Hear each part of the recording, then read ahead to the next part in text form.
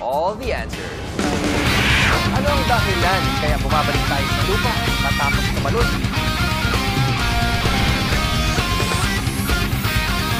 Bakit ang hirap malaman kung ano ang nasa puso ng black hole? Pwede bang marating ang dulo ng rainbow? Paano nakakahinga ang mga halaman? Anong meron sa hangin na nalalangkap natin?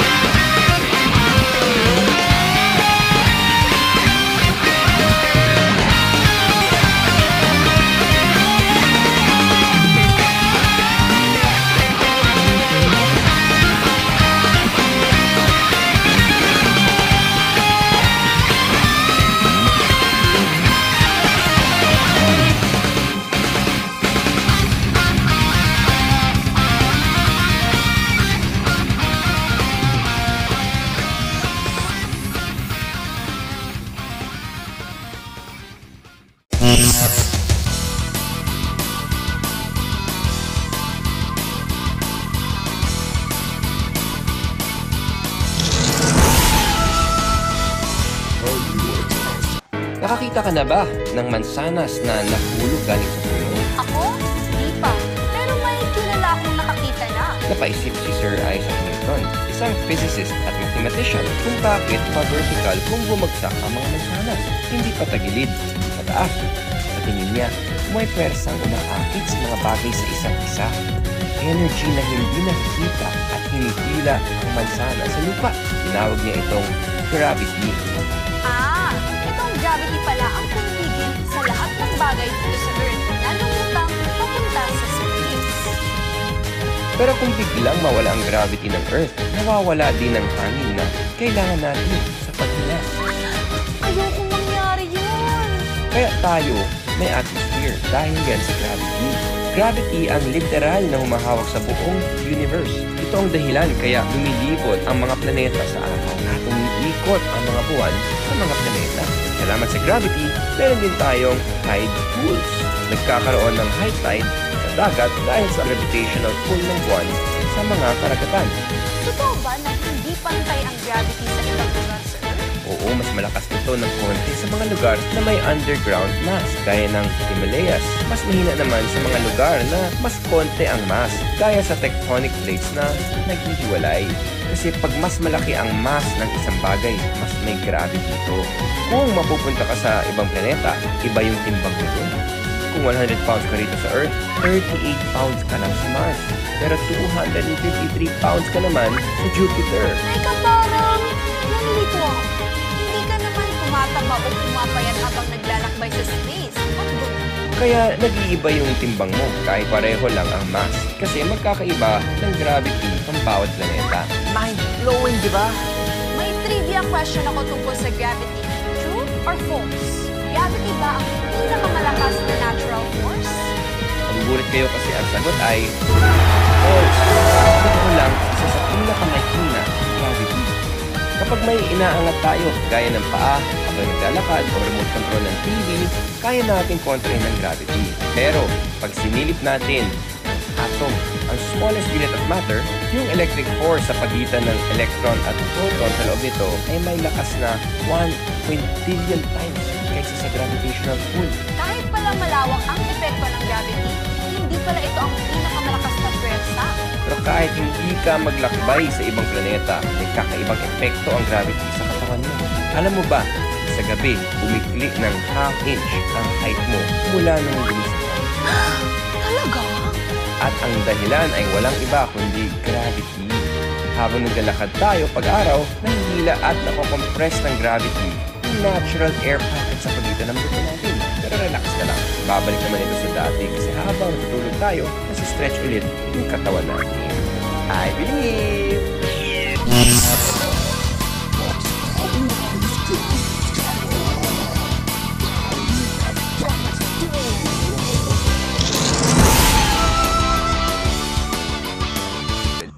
Alamin natin ang isang lugar kung saan sobrang lakas ng gravity. Kahit liwanag, hindi ito matakasan. Yang itim na spots na yan sa universe ay may black hole. Ang pinaka-maliliit na black holes o primordial black holes ay sinlaki lang ng atom. Uy, huwag niyong sumulin ang black hole.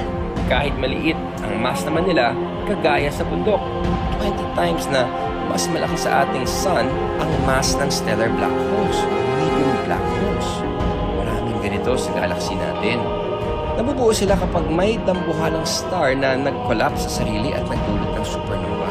Supernova ang tawag sa pagsabog ng bituin na namamatay na. Supermassive black holes naman ang tawag doon sa pinakamalaking uri. Ang mass nila katumbas na mahigit na 1 million suns. Naniniwala ang mga scientists na sa gitna ng bawat galaxy ay may supermassive black hole. Sagittarius A ang tawag sa supermassive black hole sa gitna ng ating Milky Way galaxy. Ang mass nito katumbas ng 4 million suns. Wow! I believe.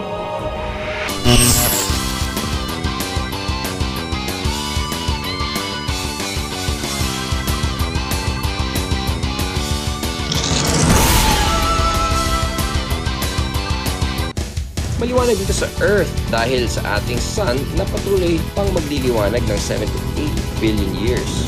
Sikat ng araw din ang dahilan ng makulay na natural phenomenon sa langit. Nabubuo ito dahil sa reflection, refraction at dispersal o pagkalat ng ilaw sa water droplets sa paligid. Kaya nagkaka-rainbow. Noong unang panahon, naniniwala ang mga Greeks at Romans na pwedeng daanan ang mga rainbow papunta sa tuktok ng Mount Olympus. Sa ibang kultura, naniniwala silang suwerte ang mga bahaghari. Pero totoo nga ba na may pot of gold sa dulo ng rainbow? Ang totoo, imposibleng mahanap ang dulo ng rainbow. Nakadepende kasi ang posisyon nito sa orientation o pwesto ng nakatingin dito sa light source, gaya ng araw. Kapag umusad ka, parang umuusad din ang rainbow. At yung rainbow na nakikita ng mata mo ay iba sa rainbow na nakikita ng ibang tao. Tatandaan nyo, si Isaac Newton, bukod sa gravity, natukoy din niya ang 7 kulay ng visible spectrum na bumubuo ng white light. Red, orange, yellow, green, indigo, at violet. O mas kilala natin na Roy J. Tama! Pero walang malinaw na boundary sa mga kulay, ha? Magkakahalo ito. Kaya pala. Yung ganda ng rainbow ay depende pala kung saan mo ito tinitingnan. Nakuha mo? Tingnan natin kung masagot niya ito. Ano ang nakikita mo pag 2 beses na-reflect ang liwanag sa iisang patak? A. A bigger rainbow. B. A circle rainbow. C. A double rainbow.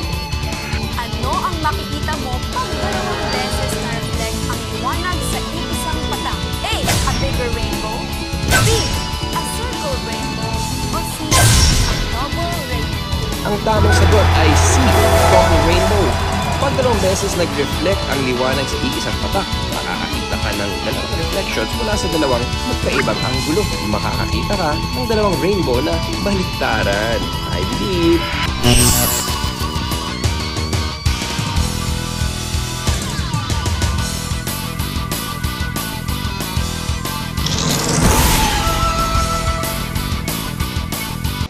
I-believers!